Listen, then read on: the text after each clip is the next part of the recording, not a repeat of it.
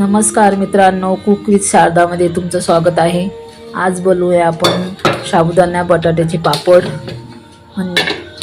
हे बघा, मी गंज ठेवलेला आहे। 1.5 लिटर पाणी घालायचं याच्यामध्ये, 1 ते 1.5 लिटर। कमी जास्त झालं तर परत गरम करून सुद्धा वरतून आपण टाकू शकतो त्याच्यामध्ये। हे बघा, 1.5 लिटर घातलेलं आहे मी। आता छान याला उकळी येऊ द्यायची पाण्याला। मी किती 1-3 बटाटे घेतलेले आहे। याच्यामध्ये बटाट्याचा खीस घालायचा आहे आपल्याला। हे बघा, खिसून घेतलेले आहे। आता ते खिसून घेते मी, धुवून घेतले स्वच्छ। मस्त खीस घातल्यानंतर पापड तेल पकडत नाही आहे, नाहीतर बिना खिसचे पापड तेल धरतात आणि खायला पण तेलकट लागतात। त्याच्याकरता बटाट्याचा खीस आवर्जून घालायचा त्याच्यामध्ये। खीस घातले तर पापड छान फुलतात सुद्धा आणि पांढरे सुद्धा उमटतात। खीस तयार झालेला आहे आता। हे बघा, अगोदर खिसून ठेवला तरी चालते तुम्ही। हे बघा, हे बघा झाला आहे, खिसून झालेला आहे। तेच पाण्यामध्ये घालून घ्यायचं आहे, स्वच्छ धुवून घ्यायचं आहे। बघा, मी पुन्हा त्याच्यामध्ये पाणी घालते, स्वच्छ धुवून घेतलेलं आहे मी।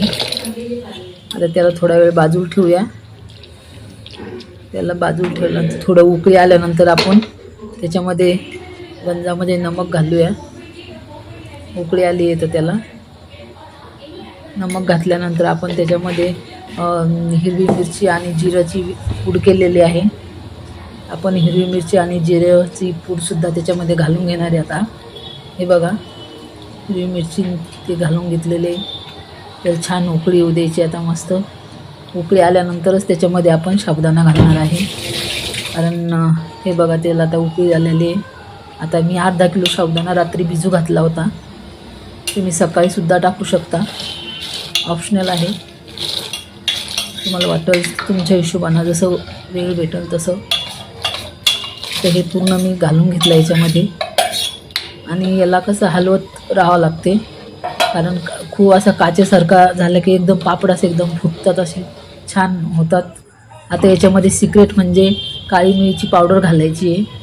काळी मिरीची पावडर खूप छान लागतात पापड, तुम्ही नक्की टाकून बघा, खूप सुंदर लागतात खायला। टेस्ट खूप छान येते त्याची।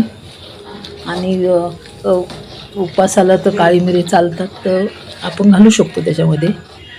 हे बघा, त्याला आता उकळी आलेलं असं हलवत राहायचं त्याला खूप वेळ, कारण ते खाली बुडाला लागत नाही ना। असे काचेसारखा एकदम मस्त असा हे झाला पाहिजे। हे बघा, उकळी आलेली आहे त्याला। आता त्याच्यामध्ये खीस घालून घेऊया आपण। छान धुवून घेतलेला होता मी। आता त्याच्यामध्ये पाणी थोडं हे करून आतमध्ये घालून घेऊया खीस। हे बघा, त्याला उकळीसुद्धा येऊ राहिली। आता खीस शिजायला कमी वेळ लागतो, म्हणून एक उकळी फुटल्यानंतरच खीस घालायचा त्याच्यामध्ये। हे बघा, मी खीस घालून घेतलेला आहे। पाणी मी 1.5 लिटर घातलं होतं, तुम्ही 1.5 लिटरमध्ये परफेक्ट माप आहे। हे बघा, छान उकळी आलेली आहे। बघा आपलं कसं छान तयार झालेलं आहे। हे बघा, कसं वाटते तुम्हाला? तुम्ही नक्की ट्राय करून बघा। रेसिपी तुम्हाला आवडल्यास नक्की लाईक पण सुद्धा करा, सबस्क्राईब करा। हे बघा, आपलं शिजून झालेलं आहे। आपण आता त्याला हे करून घेऊया, गॅस बंद करून आणि थोडा वेळ असं ठेवूया आणि याला छान हलवत राहायचं बरं। हलवून घेतल्यानंतर कसं खाली हे नाही होत त्याच्यामध्ये हे पण गाठ्या वगैरे पण बनत नाही आहे आणि छान फुलतो पापड, खूप छान फुलतात,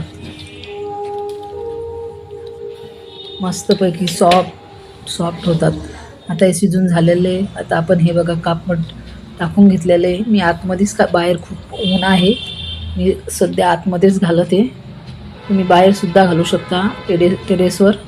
आम्हाला टेरेसवर जाता येत नाही आहे, त्याच्यामुळे आम्ही आतमध्येच घालतो। हे बघा, छानपैकी असे टाकून घ्यायचे पापड। हे बघा, त्याला हे पण फरल्याचं सुद्धा काम नाही आहे. जसं आपण चमच टाकतो तसा त्याच्यामध्ये छान गोल आकार येते. मस्तपैकी खायला खूप टेस्टी लागतात हे पापड. मस्त मुलांना पण खूप आवडतात हे पापड. माझ्या मुलाला खूप आवडतात हे. तुम्ही नक्की ट्राय करून बघा कसे वाटले तुम्हाला रेसिपी.